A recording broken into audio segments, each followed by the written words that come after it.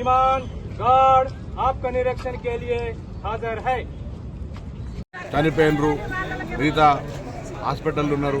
ఆ పరిస్థితిని చూసొచ్చి అప్పుడు స్పందించమని నేను బండి సంజయ్ గారిని కోరుతున్నాను. అదే అంటారు, దీనికి సంబంధించి ఏదైనా ఆల్రెడీ శాసనసభ వేదికగా గౌరవ ముఖ్యమంత్రి గారు ఇప్పుడు ఉన్నటువంటి జరిగినటువంటి అన్ని స్పష్టంగా చెప్పినారు. అంటే నేషనల్ వైడ్గా తెలుగు జాతిని పూర్తి స్థాయిలో చూపెట్టినాం. ఇక్కడ ప్రభుత్వం ఇంత చేస్తూ ఉంది, కక్షపూర్తంగా వ్యవహరిస్తుంది. మళ్ళీ ఇప్పుడు మీకు ఎక్కడ కక్ష కనబడ్డది నాకు అర్థం కాలేదు. కక్ష ఎక్కడ కనబడ్డదో అర్థం కాలేదు. ఇలా కక్ష అనేటువంటి పదానికి అర్థం లేకుండా ఈ పదంలోకి తీసుకొస్తాం. అంటే రాష్ట్రంలో ఇప్పుడు ప్రధాన ప్రతిపక్షాల బీజేపీ బీఆర్ఎస్ సినిమా ఇండస్ట్రీస్ మీద ఎక్కువ వాళ్ళు ఫోకస్ చేస్తున్నారు. మిగతా సమస్యలు ఏమని మీరు అనుకుంటున్నారు? కరెక్ట్ మాట్లాడారు. మొన్న అక్బరుద్దీన్ ఓవైసీ శాసనసభలో మాట్లాడుతూ ఏసీబీ కేసుకు సంబంధించి శాసనసభలో చర్చ చేయాలంటారు. ఏసీబీ కేసు గురించి ఎందుకు శాసనసభలో ఒక వ్యక్తికి సంబంధించి శాసనసభలో ప్రజా సమస్యల గురించి చర్చ చేయమని చెప్పండి. అరే కేసుల నిర్దోషి అయితే నిర్దోషితో నిరూపించుకోమని చెప్తా ఉన్నాం కదా. ఏసీబీ ఒక కేసు పెట్టి దాని తర్వాత ఈడీ ఎన్ఫోర్స్మెంట్ అడుగుతూ ఉన్నది. దానికి సంబంధించినటువంటి తప్పు, దానికి సంబంధించి ఏదో అధికారంలోకి వస్తామని మీరు ఇష్టపడి చేసిన ఆ విధానంలో దానికి సంబంధించినటువంటి డబ్బు ట్రాన్స్ఫర్ విషయంలో కూడా పొరపాటు జరిగితే ఏసీబీ అట్రాక్ట్ అయింది. అచ్చా మాకు మేముగా సోమోటో ఏదో మేము పిటిషన్ ఇచ్చి కేసు పెట్టింది కాదు. మున్సిపల్ శాఖ ఫిర్యాదు మేరకు దాని తదుపరి ఒక ప్రజాప్రతినిధికి సంబంధించిన విచారణ జరగాలన్నప్పుడు గవర్నర్ గారు అనుమతి కావాలంటే గవర్నర్ గారిని ఊరూరికనే అనుమతి ఇవ్వలే. గవర్నర్ గారు కూడా న్యాయ నిపుణులతో అటార్నీ జనరల్ తోటి సలహా తీసుకొని ఇచ్చినాడు. ఈ అంశాన్ని చర్చ చేయమని డిమాండ్ చేసిన వాళ్ళు శాసనసభలో బిజినెస్ అడ్వైజరీ కమిటీ చర్చ అవుతుంది. నేను సభ్యునల్లా అంటే శాసనసభలో ఏమైనటువంటి అంశాలు చర్చ చేయాలని మేము లగచర్ల డిసైడ్ చేయడానుకున్నాం.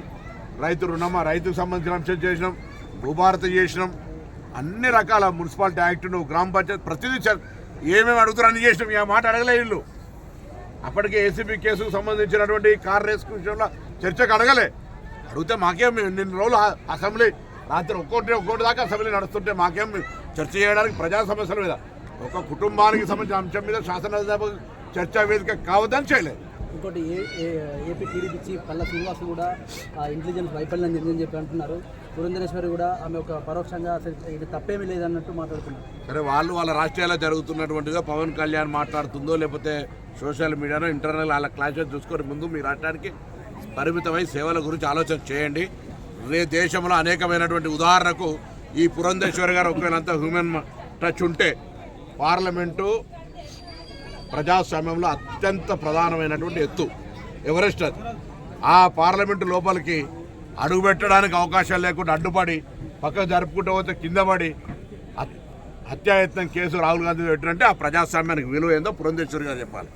అంతేకాదు అసలు డాక్టర్ బాబాసాహెబ్ అంబేద్కర్ గారిని ఊకేంది ఫ్యాషన్ అయిపోయింది అంబేద్కర్ అనుకుంటూ అదే మాట దేవుణ్ణి అంటే పూర్వజన్మ సుకృతి వస్తుంది, మళ్ళీ పూర్వజన్మ వస్తుందని చెప్పి అమిత్ షాను మంత్రివర్గాలు కొనసాగిస్తారు. ఆ మాట మీద అంబేద్కర్ గారి మీద విశ్వాసం ఉంది. అదే ఒకవేళ మీ అందరం గౌరవిస్తాం బీసీలుగా ఎన్టీ రామారావు గారిని అంటూ ఊకుంటారా పురంధేశ్వరి గారు.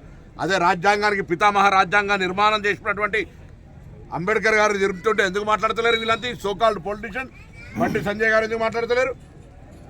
ముందు అంబేద్కర్ గారి రాజ్యాంగ నిర్మాత పట్ల అవమానంగా మాట్లాడిన అమిత్ షా మీద ధైర్యం ఉంటే వాస్తవాన్ని ప్రయత్నం చేయగలిగే ధైర్యం ఉంటే అది అనమని కోరుతాం. రాష్ట్రంలో హైదరాబాద్ కేంద్రంగా శాంతి భద్రతలకు సంబంధించిన అంశం లోపల ఎప్పుడప్పుడు కఠినంగా గట్టిగా వ్యవహరించాల్సి వస్తుంది. జరిగిన సంఘటన గురించి ముఖ్యమంత్రి గారు స్పష్టంగా శాసనసభలో చెప్పిన తర్వాత కూడా బండి సంజయ్ గారు అట్లా మాట్లాడుతున్నారు అంటే వారి విజ్ఞత, వారికి ఉన్నటువంటి వివేకం.